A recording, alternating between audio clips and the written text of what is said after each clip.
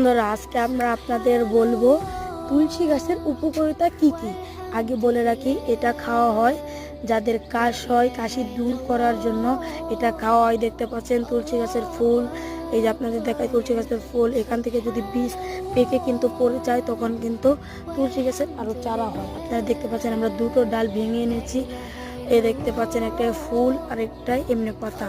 শুরুতে যাদের কাশি হয়েছে তাদের বলি, তাদের বাড়ির ওখানে যদি তুলসী গাছ থেকে থাকে, এই যে এরকম পাতা আপনারা দেখে নেবেন, এটা আগে বাড়ি নিয়ে যাবেন, তারপরে বেটে নেবেন, বেটে রস করবেন, রস করার পরে ওটা খেয়ে ফেলবেন, ইনশাআল্লাহ কাশিটা মাফ হবে।